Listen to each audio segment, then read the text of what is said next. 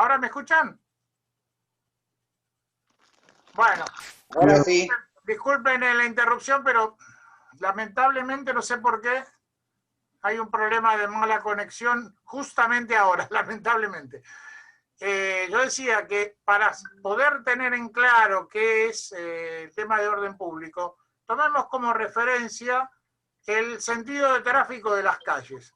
Si yo salgo de la cochera y voy en sentido contrario y me hacen una infracción por ese motivo, yo no puedo decirle al juez de faltas de que no sabía, que no había leído la ley, porque la ley de tránsito y todo su contenido desde ya, entre ellos el sentido de las calles, es totalmente de orden público. Uno no puede decir que no conoce, que no sabía, que no lo había leído, que podrá decir que cometió un error, pero no puede decir que no sabe. Y en esta ley está llena de diferentes artículos donde hay aspectos que son estrictamente de orden público y que muchas veces cuando debatimos creemos que es algo que se puede soslayar o buscarle alguna alternativa, alguna opción, ¿se escucha o no? ¿Se corta?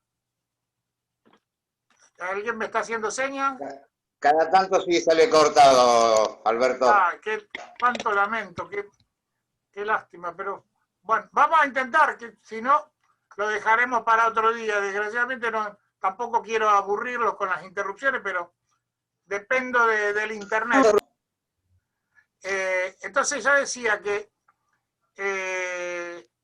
el tema de orden público se refiere a que el sistema jurídico establece en función de estas dos palabras, la conjunción de las dos palabras, aquellas cuestiones que son específicamente obligatorias.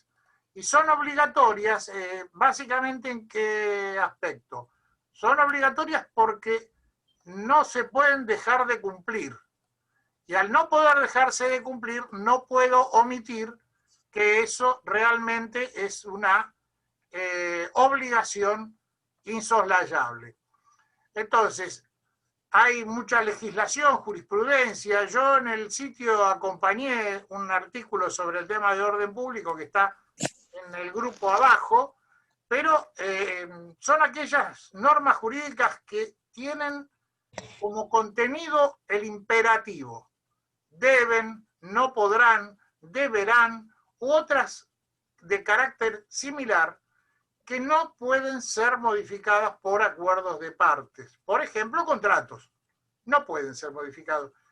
Entonces, mi idea es repasar con ustedes los distintos artículos de la ley como para ir analizando uno por uno en cuanto a qué es modificable por el contrato o no.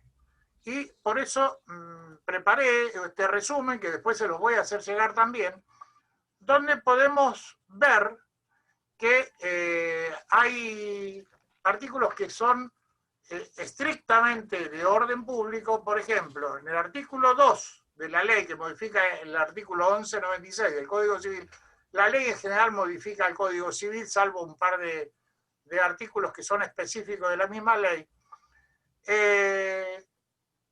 Por ejemplo, habla de que no puede en las locaciones habitacionales, o sea, la de vivienda, lo de comercial prácticamente quedó todo igual, salvo el plazo, ahora lo vamos a ver, pero habla de que no se puede requerir al inquilino más de un mes de depósito en garantía y de un mes de anticipado, que no hay forma de cobrar de manera legal, habrá otras variantes, pero ya se transforman en ilegales, ni valor llave, ni firma de pagaré, y el tema es que esta cuestión juega después con otro artículo que es la devolución de la garantía a valor del último valor de alquiler. Bueno, es cuestionable, es difícil, es discutible, pero la ley está así y lamentablemente el propietario tendrá que, con nuestra ayuda, ver cómo compensa o piensa que podrá compensar de alguna manera si el valor del último mes de alquiler para él significa perdidoso. Incluso hay zonas del país, por ejemplo en Córdoba, tengo entendido, que no cobran directamente depósito porque de esa manera no tienen que hacer devolución al final y entonces no existe la posibilidad de pérdida económica porque yo tomé un valor, por decir de una manera, que hoy son 10.000 pesos de alquiler, pero se van a transformar al cabo de los 3 años en por ahí 20, y si yo pongo ese dinero a trabajar en plazo fijo, no tengo forma de compensar ese saldo porque siempre los plazos fijos. Habría la posibilidad de ponerlo en moneda extranjera, en dólares, pero tampoco tenemos ninguna certeza ni cómo, ni cuánto, ni cómo va a ser el resultado de ese cambio de moneda. Algunos opinan que es razonable, las costumbres de cada lugar, como esto es una ley de carácter nacional, tiene la posibilidad de que apliquen ese criterio de no usar depósito en garantía. Entonces, en ese caso se le tomará el mes de alquiler anticipado, como de costumbre, más un mes de depósito o solamente el mes de alquiler. Otro artículo, que es el siguiente, el tercero de la ley, dice que todas las locaciones, tienen un plazo mínimo de 3 años y que las partes no pueden pactar uno menor, salvo las excepciones que también ahora vamos a repasar, pero básicamente para los alquileres de vivienda y para los alquileres comerciales, el plazo mínimo es de 3 años y la ley dice no pueden pactar uno menor.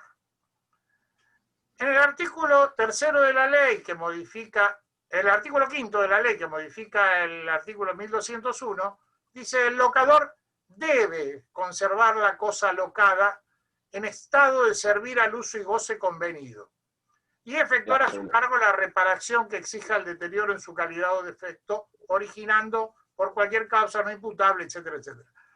O sea que acá es obligación y no puede renunciar a eso el locatario como exigencia, porque la ley lo establece, el hecho de que la propiedad tiene que estar en condiciones. Uno podrá llegar a hacer algún acuerdo, algún pacto fuera de la ley, pero cuando lo mejor hoy, en mi opinión, es tratar de alquilar una propiedad que esté en buenas condiciones, que tenga todo en funcionamiento, que tenga todo en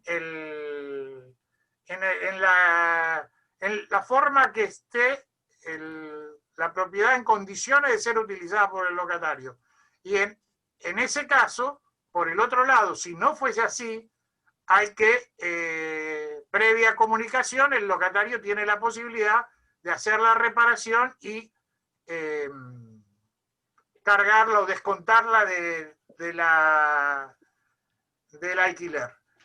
De todas maneras, siempre no hay que olvidarse que el locatario, en el mismo artículo al final, dice debe intimar al locador para que realice las reparaciones. Entonces, acá empezamos con otro tema que no es obligatorio, que es el tema de cómo intimará el locatario al locador. Esta ley establece que las partes pueden establecer un domicilio electrónico. En mi opinión, es un tema de mucho cuidado, porque también hay que tener en cuenta que al constituir un domicilio electrónico, tiene la obligación de estar atento a recibirlo y queda la constancia de que fue recibido en ese plazo.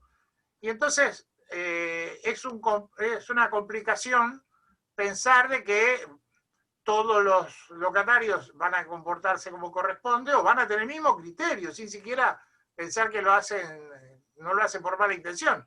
Pero alguien que, por ejemplo, un sábado a la noche se le rompió el calefón, puede mandarme un mail en ese momento el domingo a la tarde ir a una casa de artículos del hogar, comprar un calefón nuevo, llamar a un plomero que se lo coloque y venir a fin de mes con la boleta diciendo, señor, usted no me contestó, yo procedí como dice la ley.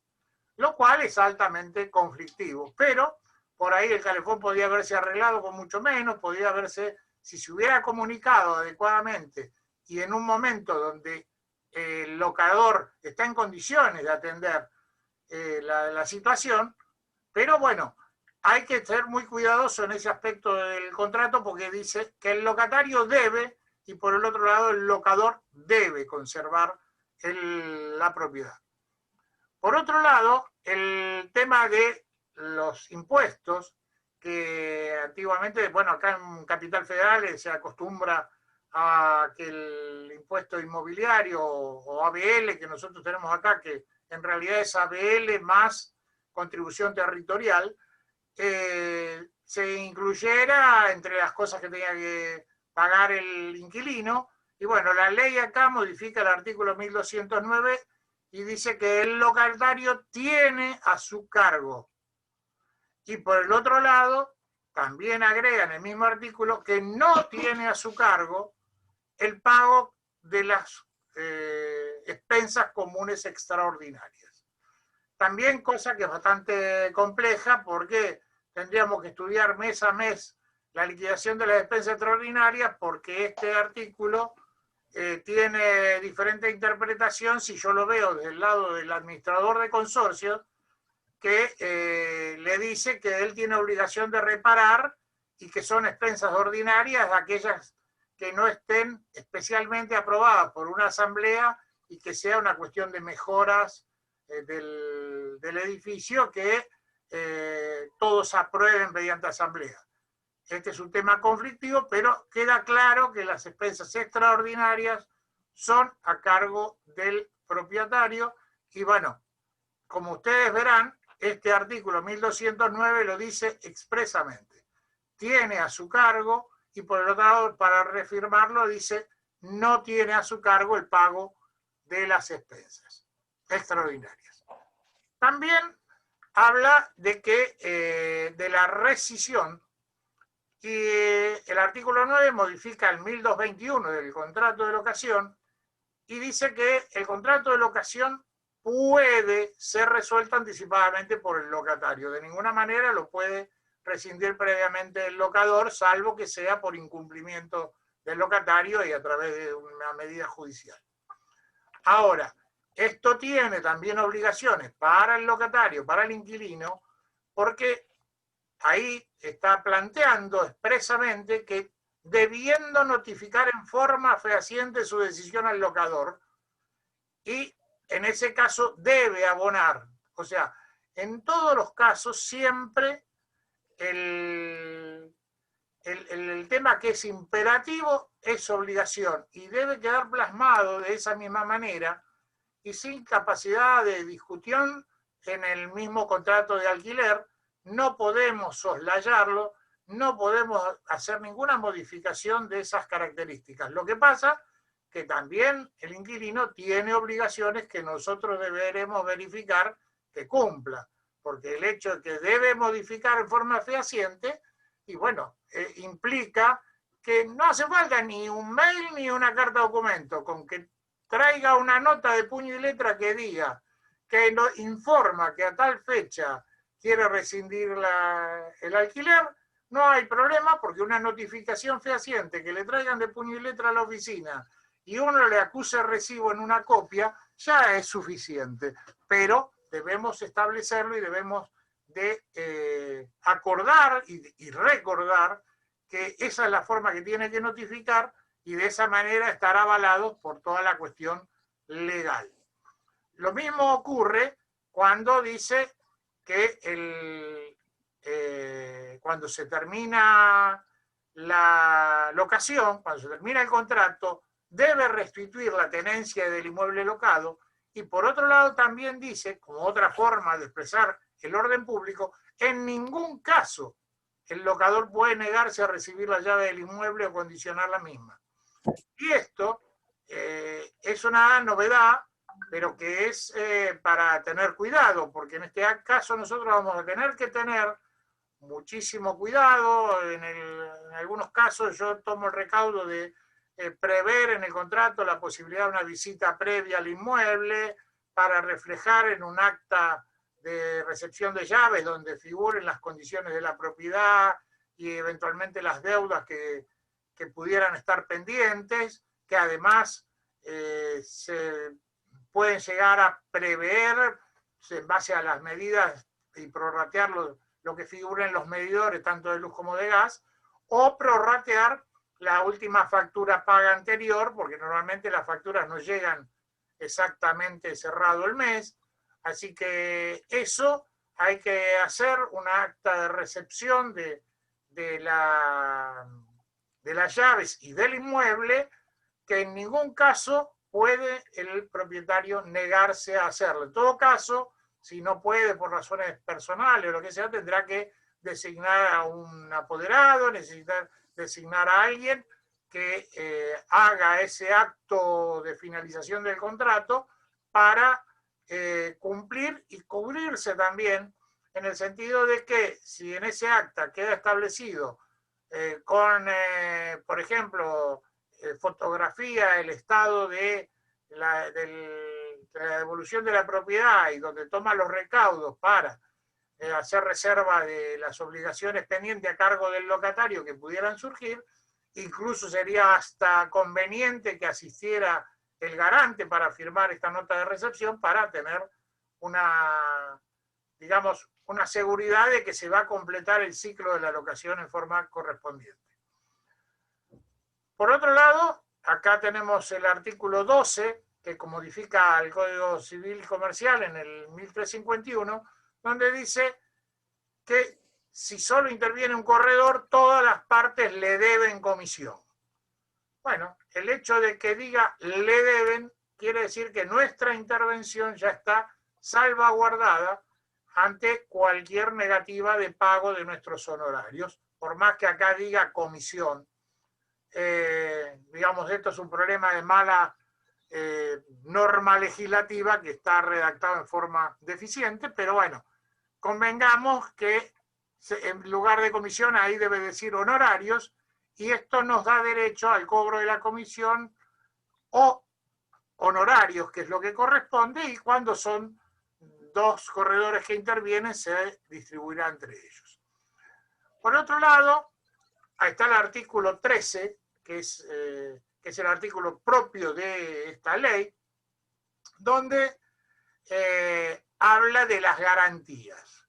Esto es altamente conflictivo. Desde ya debemos de prepararnos. Yo estimo en los próximos días preparar un modelo de reserva, porque esto sería el segundo paso que deberíamos de tener muy, muy atentamente puestos los ojos en esto, porque por un lado, si bien dice que el locatario debe proponer al locador al menos dos de los diferentes tipos de garantías que establece la ley, algunos todavía sin reglamentar, por el otro lado, está diciendo dos párrafos más abajo que el locador debe aceptar una de las garantías propuestas. Esto realmente es muy contradictorio y además va con otras cuestiones que también serían atentatorias de la libertad de disponer, porque el locador no tiene obligación de alquilarle a una persona por más que esas dos garantías estén disponibles. Entonces acá vamos a tener que disponer, porque acá no de ninguna manera estoy de acuerdo con este término legislativo aplicado acá, debemos de disponer muy bien que la toma de la reserva se realiza ad referéndum del propietario, y llegado el caso que quede muy claro que nuestra responsabilidad fue informarle al inquilino, al futuro inquilino, cuáles son las condiciones, y que esto depende de la voluntad del locador. Y el locador también, habrá que ver de qué manera lo instrumentamos, deberá, si no quiere aceptar esta reserva, darnos una constancia escrita, puede ser al dorso de la misma reserva, donde diga que desiste temporalmente de hacer la reserva porque va a destinarla a un uso personal o familiar que surgió después de haberlo puesto en alquiler, perdón, porque realmente no hay, realmente esto va a ser altamente conflictivo. Entonces debemos de quedar bien detallada la propuesta, o sea, la reserva, y debemos dejar con buena constancia de la negativa del propietario para quedar cubiertos y no que nos involucren en un juicio de mala praxis en virtud de este párrafo que habla que el locador debe aceptar una de las garantías. Con lo cual, si acepta una de las garantías, estaría obligatoriamente aceptando el alquiler.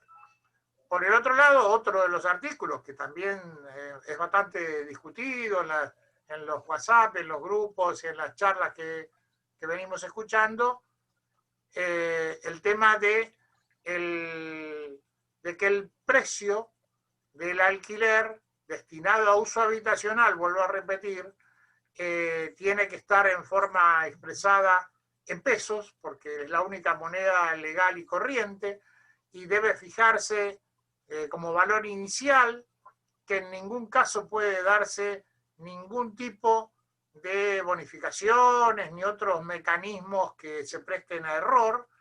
Y por otro lado, los ajustes deben efectuarse, dice claramente, utilizando el índice conformado por el RIPTE que va a sacar el Banco Central, etcétera, etcétera.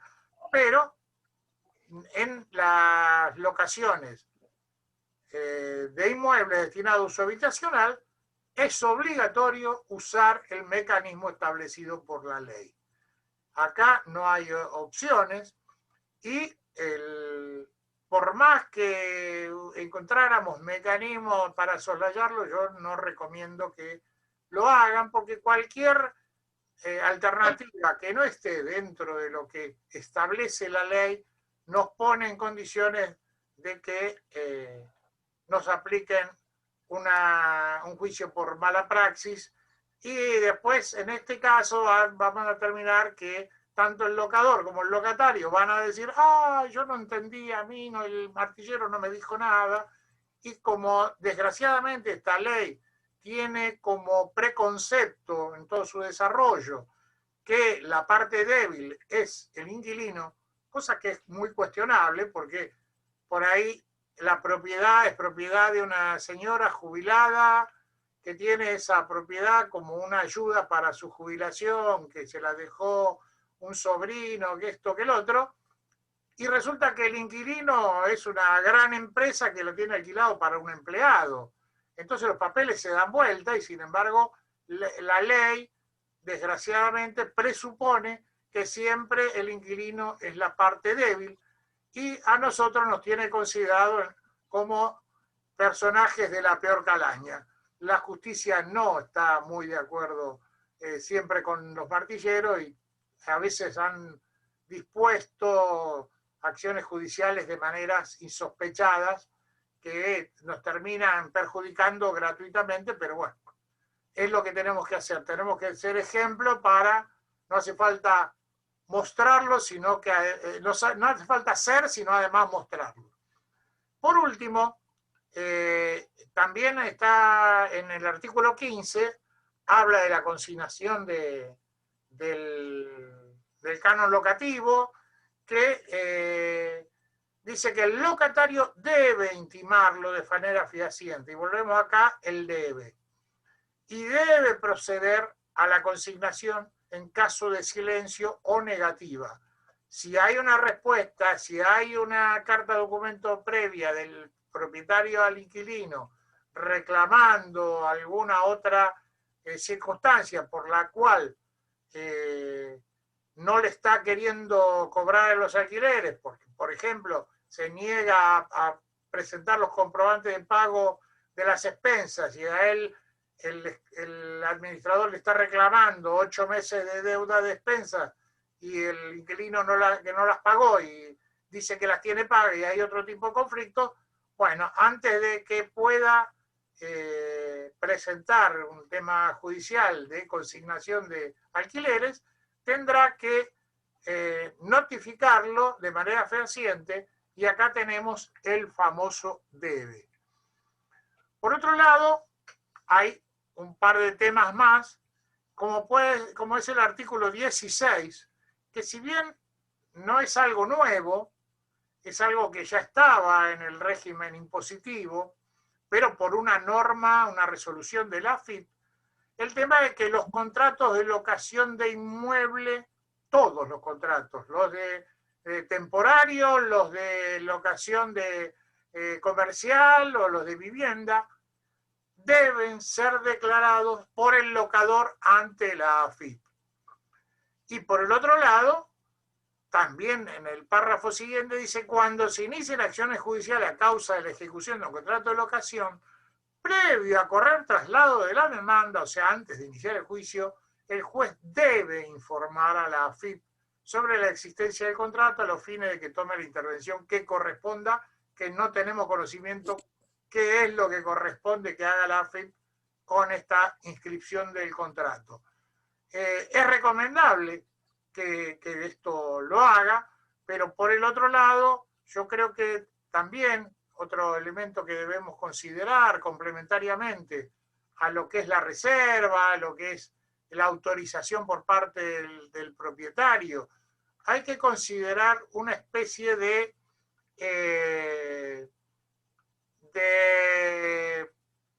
digamos, cobertura de información que nosotros hemos brindado tanto al propietario como al inquilino respecto a todas estas obligaciones, y hacer una especie de formulario, un escrito donde, como cuando vamos a hacernos una práctica médica, qué sé yo, una angioplastía, donde uno tiene que firmar que si se muere, el médico no tiene ninguna responsabilidad. Y bueno, algo de esto parecido habrá que diseñar, habrá que pensar de hacerle firmar al propietario y al inquilino, declarando que el corredor inmobiliario interviniente ha notificado a las partes de los contenidos y de las obligaciones que establece la legislación vigente, en especial los artículos tal, tal y tal en cuanto a las obligaciones de cada parte, de manera tal de tener eso dentro de la carpeta de constancias, y que el incumplimiento por parte de alguno de ellos de estas cuestiones no nos traiga aparejados a nosotros cuestiones de mala praxis. Porque, desgraciadamente, yo creo que si bien esta ley, además de inoportuna, no es clara, tiene un efecto que todavía no lo hemos visto porque no está reglamentada, pero lamentablemente, si la AFIP en algún momento, y no les estoy dando una idea, por favor no se la vayan a contar, tiene que hacer alguna inspección, no va a estar casa por casa tocándole el timbre a cada uno: señor, usted alquila, muéstreme el contrato, porque acá caen tanto el inquilino como el propietario. El propietario, si no declaró el contrato, si no lo tiene en ingresos brutos, si no lo tiene en bienes personales, si no lo tiene facturado, pero el inquilino también, porque el inquilino, si no tiene, no es un monotributista, no cobra un sueldo, no tiene un ingreso demostrable, le van a decir: señor, ¿usted con qué plata está cobrando? ¿De dónde está sacando la plata para poder abonar este alquiler? Pero toda esa investigación ellos no lo van a hacer casa por casa. Van a caer en las inmobiliarias, no van a capturar las computadoras y van a hacer su investigación. Entonces, todo lo que aparezca ahí adentro va a terminar siendo un problema para el locador, para el locatario, pero también para nosotros. Entonces debemos de cuidarnos muy bien, no solo de tener hecha la documentación como corresponde para estar cubiertos ante cualquier eventualidad, sino también el hecho de efectuar la correspondiente facturación, porque a nosotros también nos cabe el sallo de tener las cosas registradas adecuadamente. Si yo tengo un contrato de alquiler que después no administro y que me desligo de él, no importa, tengo que facturarle, y tengo que facturar porque aparece en la misma fecha el inicio del contrato de alquiler y nuestra intervención, y van a buscar a ver si nosotros Entonces volvemos a la misma. Uno de los dos va a decir, pero a mí el martillero no me dijo, el corredor no me dijo, en fin. Esto es una reflexión en voz alta que pretendo hacer y tratemos de darle cumplimiento a la ley y que desgraciadamente, si somos martilleros y corredores responsables y tranquilos de nuestra conciencia y de nuestra situación frente a la ley, debemos de dar cumplimiento estricto. ¿Por qué? Porque estamos quedando expuestos frente a situaciones que ante la ambigüedad que tiene la ley van a terminar recayendo en nosotros sin ninguna defensa posible por parte de la justicia que en esto va a legislar.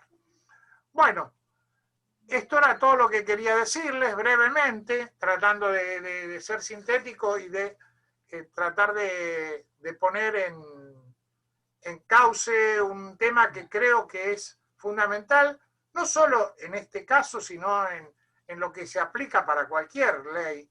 Y por otro lado, creo que nos conviene tener todos los recaudos, porque de esa manera vamos a estar más tranquilos. Entonces, la recomendación es, señores y señoras, actuemos prudentemente, actuemos responsablemente y no nos comprometamos en situaciones que no nos favorecen.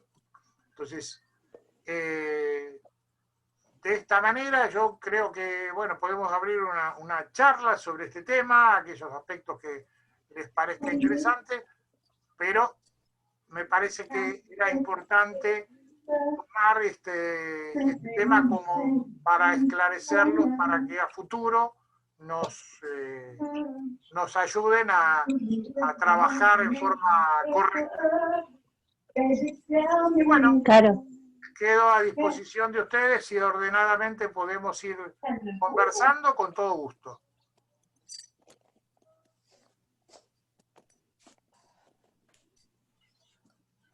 Sí, Alberto, te hago una pregunta, Guillermo Martelli.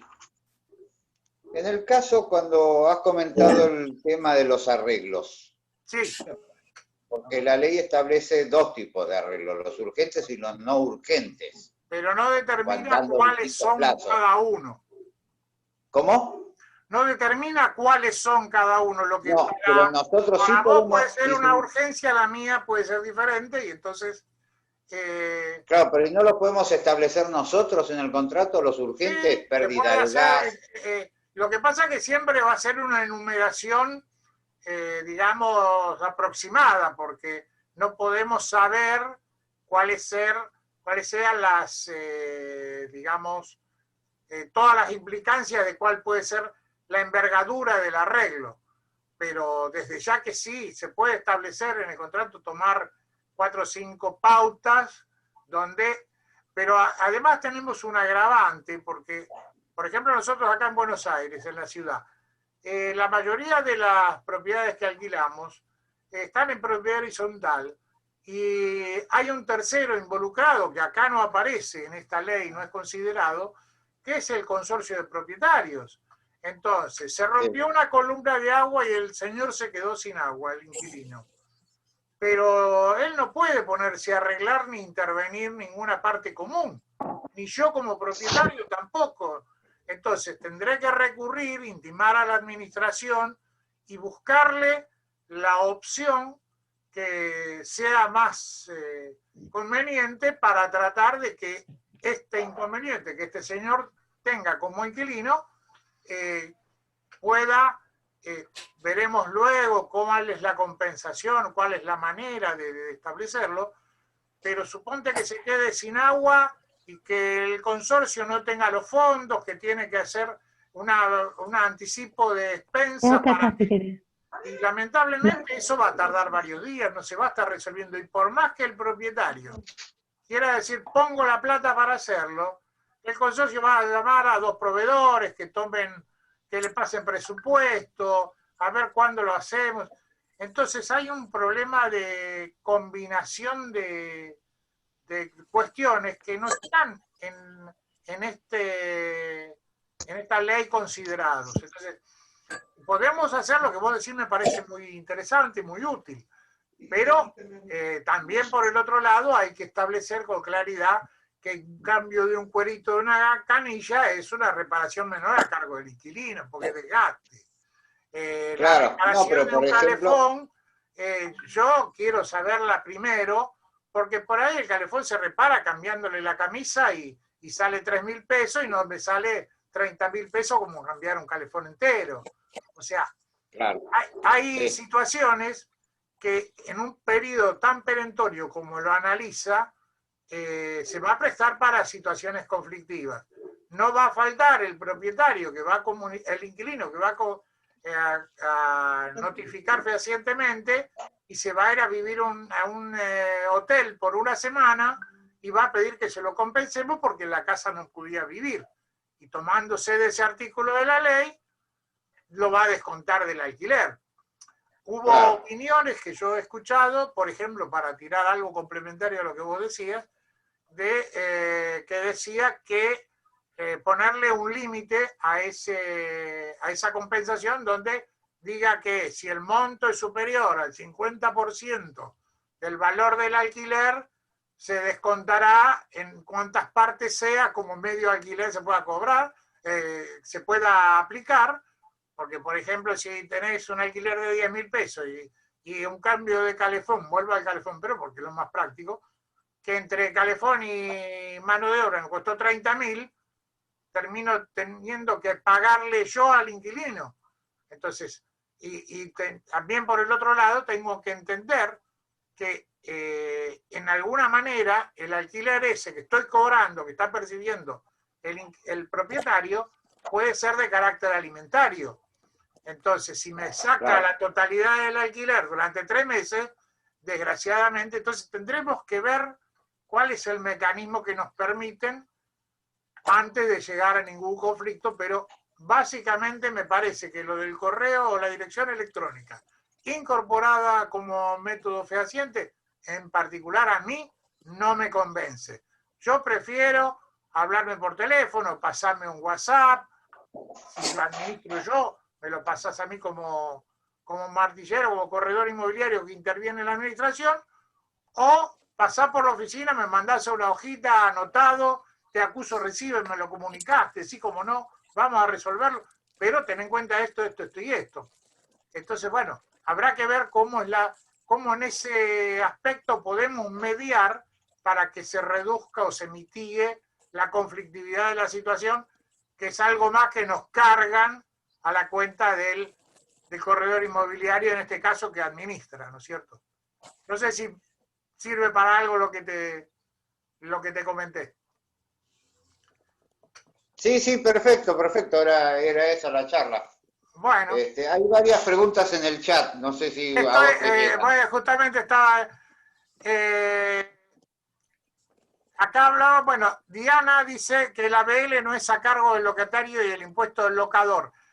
En el caso de la ciudad de Buenos Aires, no está taxativamente separado. Uno puede llegar a decir, bueno, la mitad de la boleta esta, que es el ABL, que es alumbrado, arriba y limpieza, que es un servicio que presta el gobierno de la ciudad, y otra parte es el impuesto.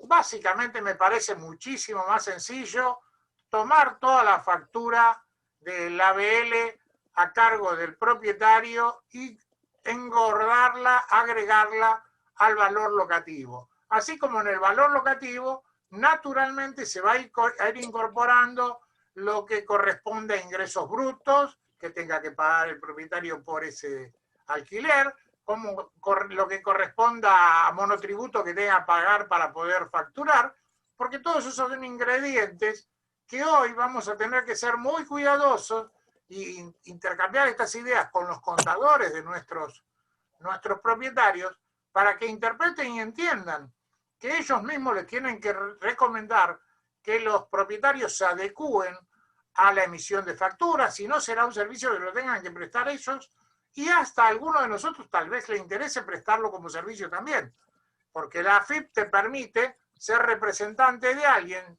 Yo como administrador de consorcios lo hago, y tengo la representación del consorcio para mover la cuenta corriente. También un locador me puede dar la representación para que yo le emita la factura al locatario. No habría problema, son opciones para solucionar.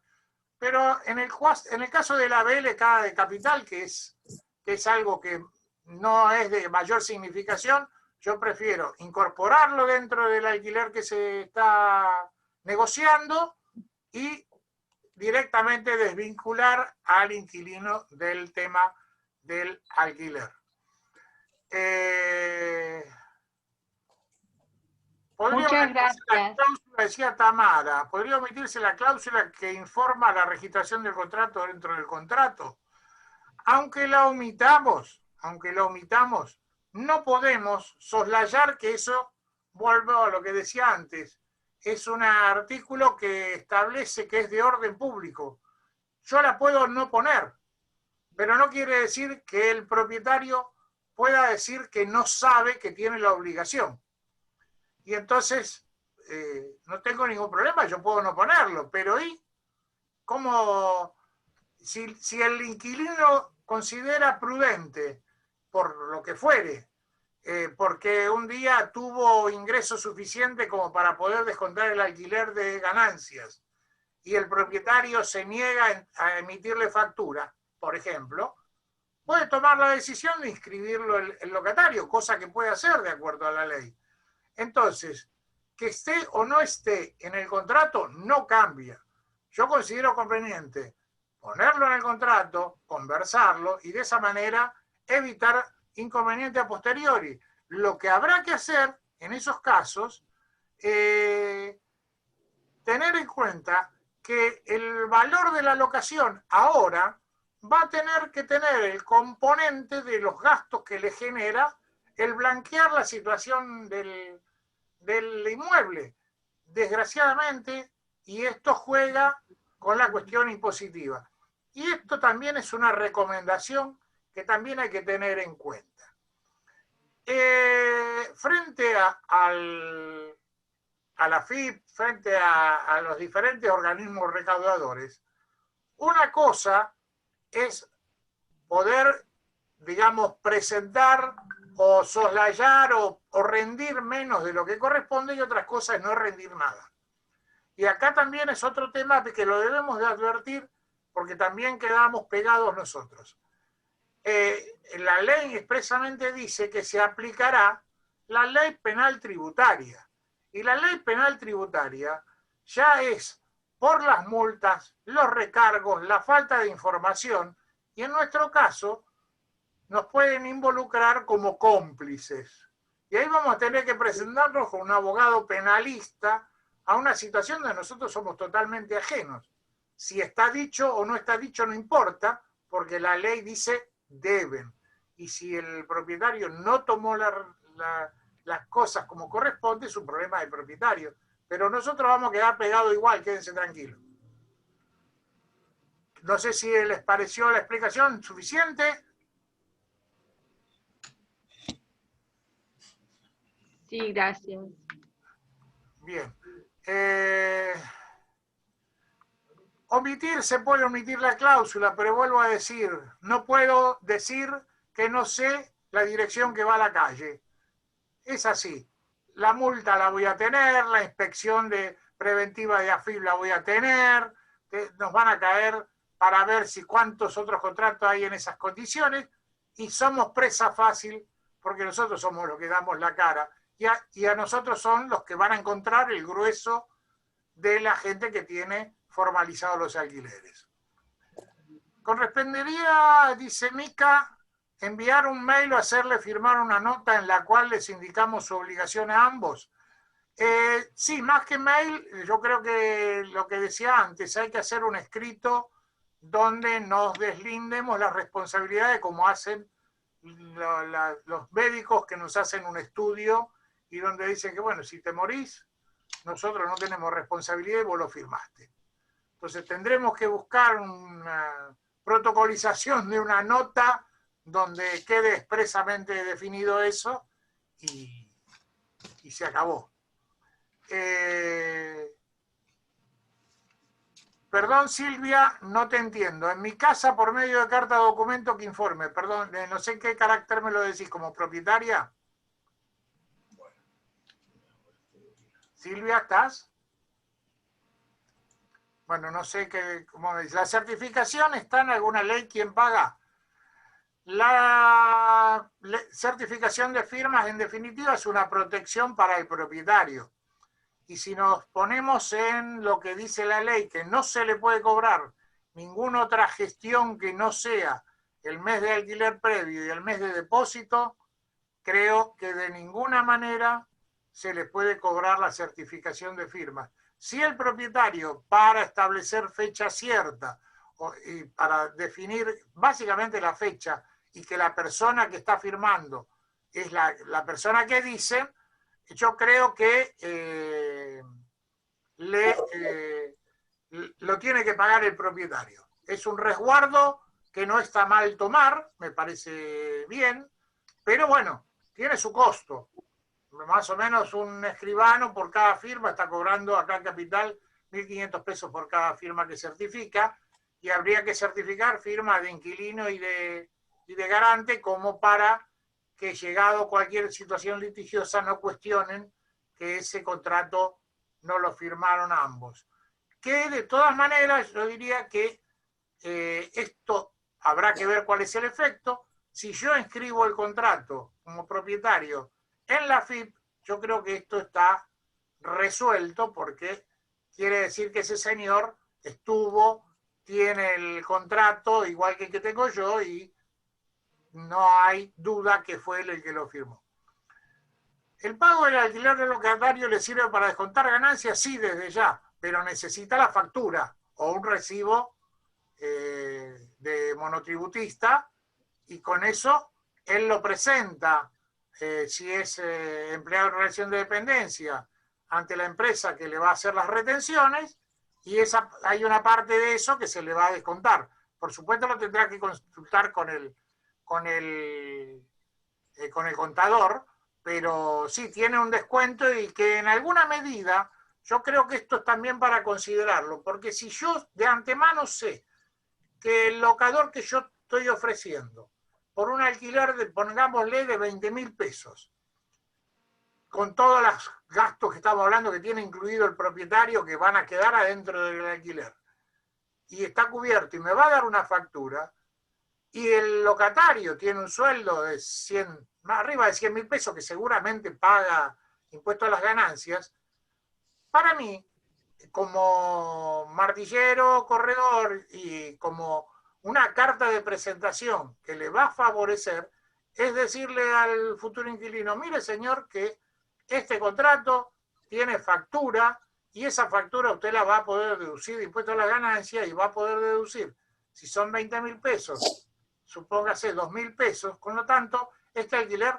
no le va a terminar resultando de 20, sino le va a terminar resultando de 18. Que creo que no es una mala carta para jugar, sabiendo que el propietario va a facturar, porque es un monto que puede ser interesante, no deja de serlo. Entonces, el escrito debería estar, si es un escrito para deslindar responsabilidades, en nota por separado. No estoy partidario de meterlo en el contrato. Una nota por separado es suficiente, que le hago firmar a cada uno, como cuando voy a hacerme el chequeo médico y tengo que firmar la bendita nota, que si me muero ellos no son responsables.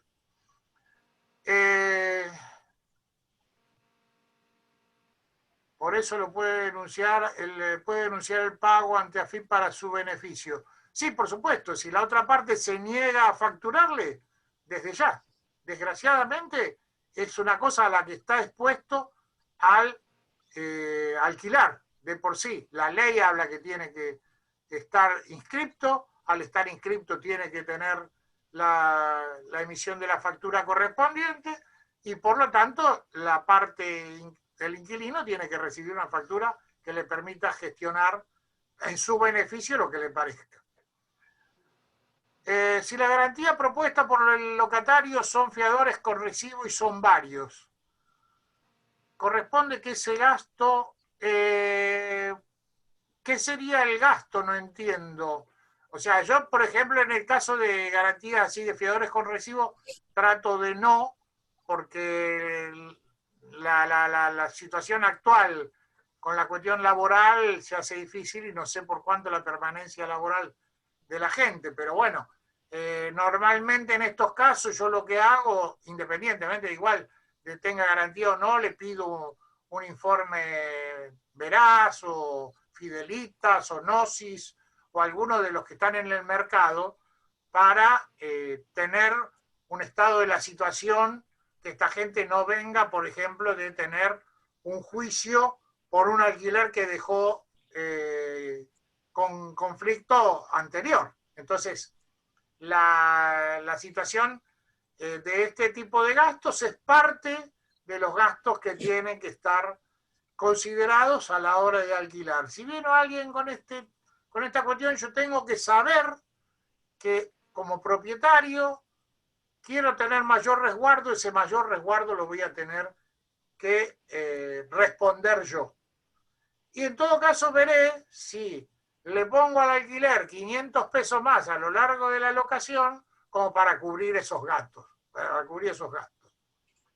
Entonces, me parece que eso es de buena práctica entenderlo, porque si me quiero proteger, es justo que el gasto en este marco lo realice el propietario, y por supuesto nosotros debemos asesorarle cuáles son los componentes de los mejores gastos para que queden incluidos dentro del valor locativo y, aunque sea en el tiempo, le quede compensado al propietario.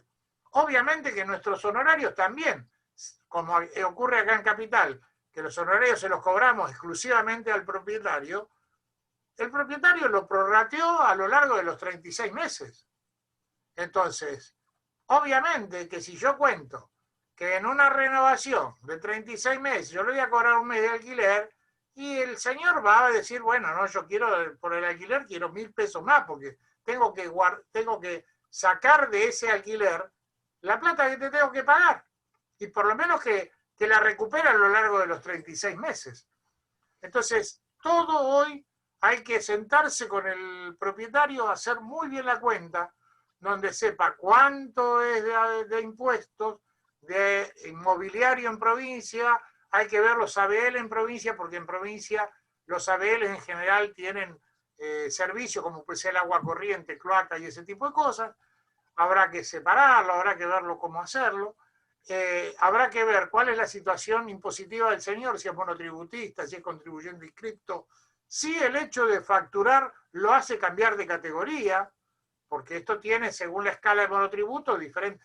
En el monotributo no se pueden tener más de 3 puntos de venta, que si yo no tengo ninguna otra actividad, tendrá que ser uno por cada propiedad que esté alquilando, o mi actividad normal y habitual, que es un punto de venta, más 2 propiedades. Si excedo esa cantidad, ya no puedo, no tengo forma de facturar como monotributo y me cambia la categoría, tengo que pasar a responsable inscripto.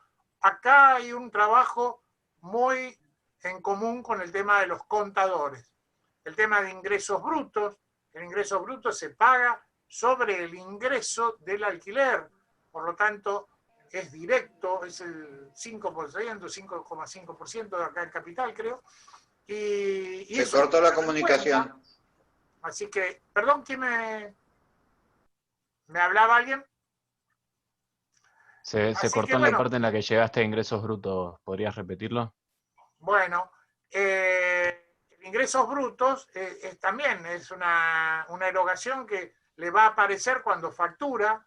Incluso ahora ya la AFIP tiene atado el régimen nacional con el régimen provincial, y entonces va a quedar, si uno hace la factura, ya va a quedar frente a la parte provincial de emisión de pago de ingresos brutos, y el ingreso bruto está en el orden del 5% de lo que facturo. O sea que también lo tengo que considerar. O sea, tenemos que hacer una cosa muy minuciosa, hacer una mano a mano con el propietario para poder saber cuál va a ser el valor de la locación que vamos a poner que le compense. Por ahí él dice, no, mirá, si yo tengo que agregarle a un alquiler de 20, tengo que ponerle 3.000 por todos estos gastos que ahora me aparecen, prefiero seguir con 20 y alquilarlo ahora y no esperar con 23, alquilarlo dentro de 3 meses.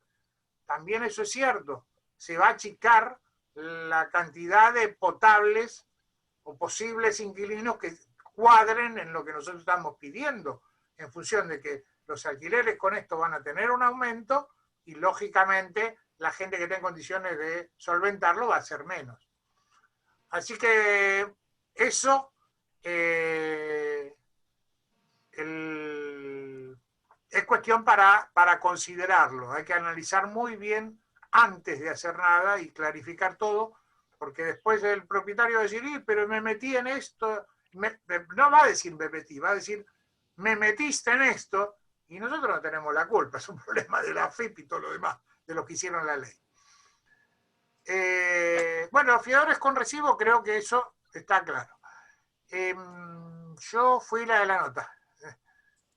Debe ser certificación de firmas, y la certificación de firmas, ya dije, es una conveniencia para el propietario al momento de que haya un litigio. Si no, si es un inquilino que renovó y qué sé yo creo que no sería necesario. Hay que ver muy bien nuestro olfato para saber con quién estamos tratando, etcétera, etcétera. Ante la AFIP somos corresponsables. En cuanto más nos podamos despegar de la situación, mejor. Cuanto mejor podamos decir, nosotros avisamos, nosotros advertimos, tengo acá la nota donde dice que yo le informé y el señor me la firmó, mejor.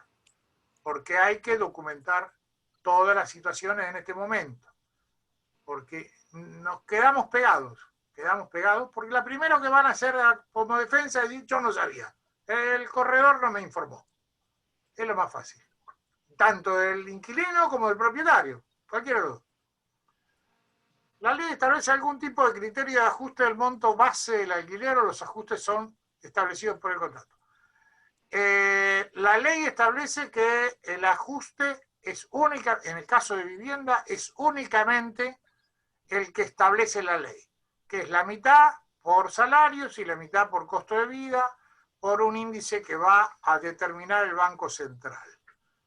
No los establece el contrato, solamente lo pueden establecer en el contrato cuando se trata de alquileres comerciales, pero lo de vivienda tienen que ser pura y exclusivamente de acuerdo como lo establece la ley, porque son de orden público justamente y son obligatorios. En Cava sigue vigente, el pago de honorarios sobre la parte locadora. Sí, hay una presentación de inconstitucionalidad que con la feria judicial se ha pedido el levantamiento de la feria y qué sé yo, pero no tiene todavía respuesta, por lo tanto tenemos que acatar la ley provincial, que en este caso es la 5859, que habla de que los honorarios únicamente los paga la parte locadora. Un locador tiene una única propiedad para alquilar, obligadamente debe inscribirse en monotributo para poder emitir factura. Y la otra opción sería que facture el martillero. No, en realidad tiene que inscribirse, sea como sea, tiene que inscribirse en la FIP, porque de ninguna manera nosotros podemos reemplazarlo. Supuestamente hay un mecanismo que sería emisión de factura por cuenta de tercero, etcétera, etcétera. Yo no lo considero conveniente, porque siempre después, cuando tengamos algún ingreso proveniente de ese alquiler que nos figure en nuestra cuenta y todo lo demás, somos pasivos de tener que rendir cuenta y explicar por qué tenemos ese dinero que no es nuestro. Entonces, lamentablemente, para poder emitir factura hace falta tener como mínimo monotributo. Después habrá que ver de cuánto es el monto de la facturación que se va a realizar, y a partir de allí cada cual tiene que hacerse cargo de la parte que le corresponde, pero es meterse en un problema. Se puede hacer contrato por 36 meses si el locatario está en tenencia de la cosa. Se puede hacer por 36 meses, pero si lo decide el inquilino, que es lo que dice la ley, como un puede, o sea que es como para pactarlo y además es opcional para decisión del inquilino, puede hacerse por un plazo menor, puede hacerse por 1 año, puede hacerse por 2 años, siempre que esté en tenencia de la cosa. O sea, si yo estoy haciendo una renovación y el inquilino me dice, mire, la verdad que yo no quiero hacer por 3 años porque mi proyección es que yo me estoy construyendo una casita en Salsipuedes y me quiero ir a vivir allá para poner una hostería y me la terminan dentro del año, hagamos un contrato por 1 año haciendo mención de que esto es una, digamos, una renovación que viene precedida de un contrato que deberé de considerar y ponerlo expresamente dentro del contrato nuevo para que quede claro y que después no exista un reclamo por parte del mismo inquilino de que tengo obligación de seguírselo alquilando por los 36 meses. O sea que, estando en tenencia de la cosa, sí. Lo único que a mí me quedó en duda respecto de algunas conversaciones y charlas en que estuve participando, es si yo hago ese contrato por 1 o por 2 años, supongamos, si a continuación de ese contrato puedo volver a hacer uno por periodo menor a 36 meses, o solamente eso es válido para el primero. Eso no lo tengo claro. O sea, ahí sí comparto la duda con usted.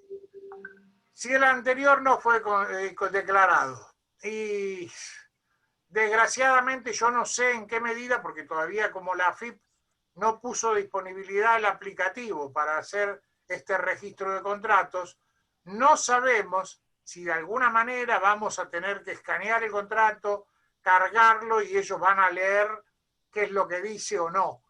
Ahí en ese sentido va a haber que tener cuidado y respetar bien leer bien la normativa que expresamente hagan, porque también es un elemento de salir a pescar en la pecera si nosotros ponemos un contrato que el anterior no fue declarado.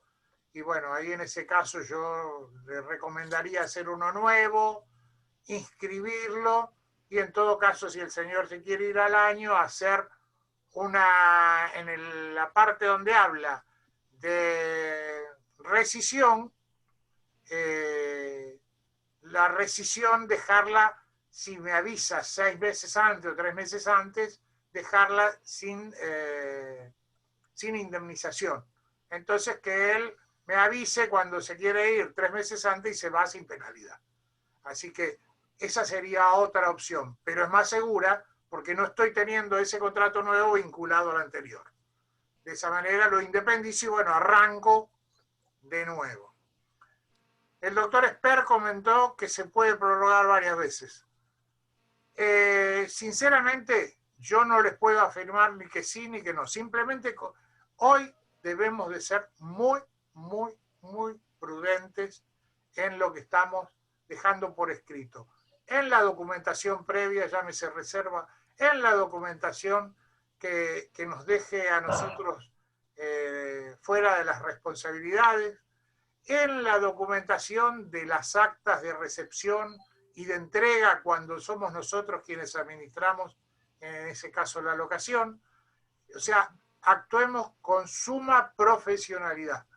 Yo creo que esto es lo más importante que debemos destacar para protegernos. Y si viene un propietario que desgraciadamente dice, no, yo no quiero, mire señor, en mi opinión, yo pierdo un negocio, tome, acá tiene la carpeta con su documentación, llévele esto para que se lo alquile a otra persona, yo no voy a correr en riesgo mi actividad, mi reputación por hacer una situación que no esté adecuada a la ley y quedar comprometido. Y desgraciadamente deberemos aprender actuar de esa manera. Por el otro lado, también lo que digo es que hay que cobrar lo que hay que cobrar. No nos pongamos también en el decir, bueno, yo te lo hago gratis y dejá que en vez de ir a aquel, yo te lo hago. No, porque si regalamos nuestro trabajo, estamos tirando toda la profesión hacia abajo. Así que eso es lo mejor que puedo considerar. Prorrogar con las mismas condiciones sin modificar los valores. Sí, lo que pasa es que en esta situación vengo con un contrato anterior que de acuerdo a las prácticas y habitualidades venía con un valor menor que la inflación. Supongamos ajuste semestral del 15%. Por supuesto estamos por debajo. O sea, llegamos a un punto donde vence el contrato ya con un valor que es bajo.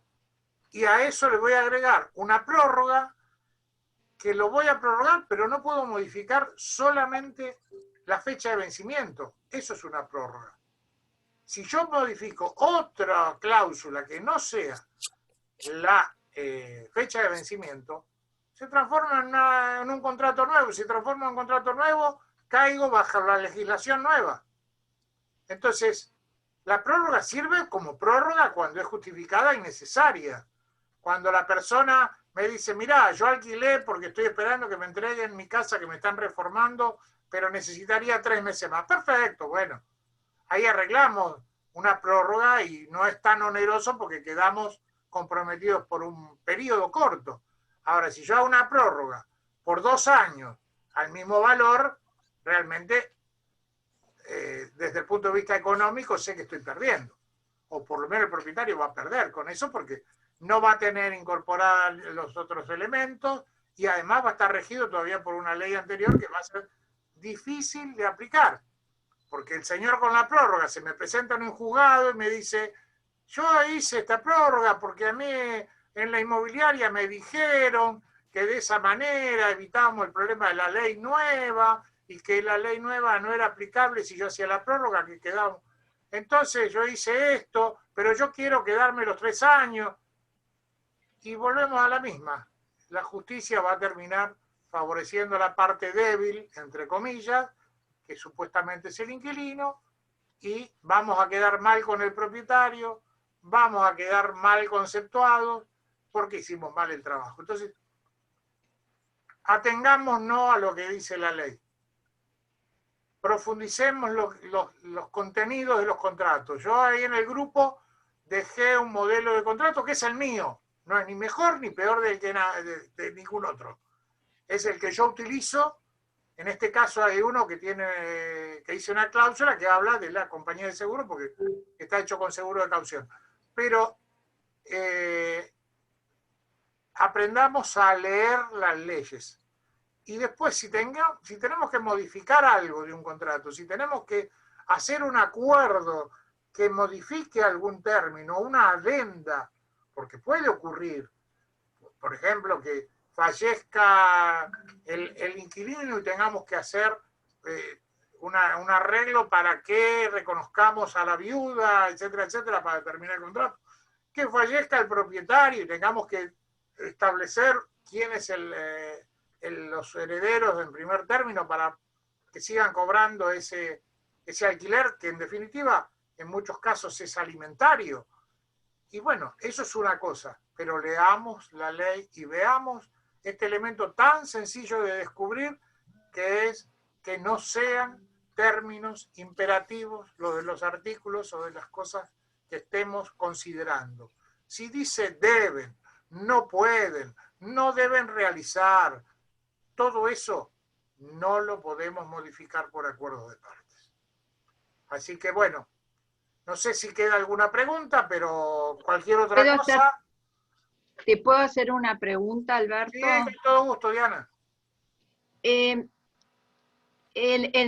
la resolución de contrato, sí. ¿Se puede poner, o es de orden público, la parte que dice que el inquilino puede avisar 3 meses antes y ahí no pagará? Sí. ¿Se puede poner algo de que ¿cómo se llama? Que renuncia a esa parte de la ley. Renuncia a esa parte de ese párrafo y, qué sé yo, que te avisa 30 días antes y siempre va a tener que pagar la indemnización. Está bien. Porque Esa ahí parte dice puede. Ahí dice puede. Sí. Lo que no puede dejar de hacer es de notificarte que se va a querer ir. Claro. Evidentemente, de que renuncie a esa parte, él igual te tiene que notificar fehacientemente que va a irse del departamento antes de la finalización del contrato. Perfecto, muchas gracias. No, por favor. Bueno, amigos, un gusto, gracias por haberme escuchado este rato y quedo a disposición de ustedes. Tienen el mail, tienen todos los elementos para contactarse. Cualquier duda, cualquier consideración, va a ser un gusto. Y también tenemos el grupo de WhatsApp, el grupo de Facebook, que ya somos como 440 y creo que lo podemos enriquecer entre todos, porque todos los días vamos tratando de agregar cosas y ahí volcar también dudas y cuestiones que nos permitan enriquecernos en conjunto. Así Escúcheme, bueno, doctor, dígame... No, ¿cómo doctor, es el... no soy doctor, por favor. Soy corredor inmobiliario. Bueno, corredor, escúcheme, corredor, ¿cómo es el nombre del Facebook? Alquilar paso a paso. Perfecto. Está en el WhatsApp de invitación, está. Igual, esta charla yo la voy a poner ahí en el Facebook y la voy a poner en YouTube. Así que les va a quedar la grabación para poder, si les sirve, repasarla y volver a aguantarme otro rato. La verdad que hay que tener ganas. No, estuvo bien, estuvo bastante, muy bien estuvo. Bueno, les agradezco muchísimo, ha sido un gusto y a la disposición de todos. Gracias, Alberto. Un gusto igualmente. En cualquier momento nos vemos, un gusto. Gracias a todos. Gracias por tu tiempo, Alberto. Hasta luego. No, por favor. Adriano, ¿cómo te va? Buenas tardes. ¿Cómo estás?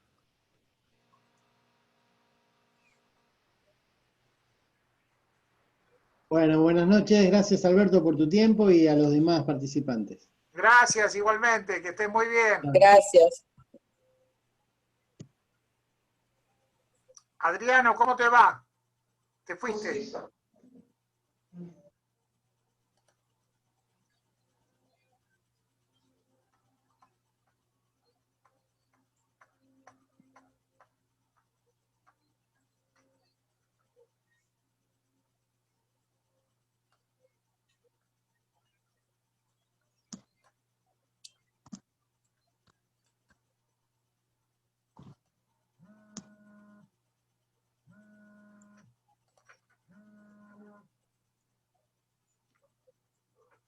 ¿Cómo te va?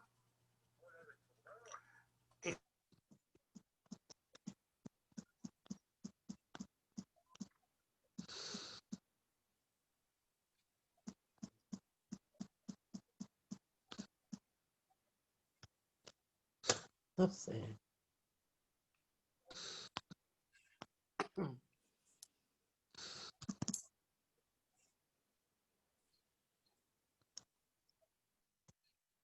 No sé cómo apagarlo.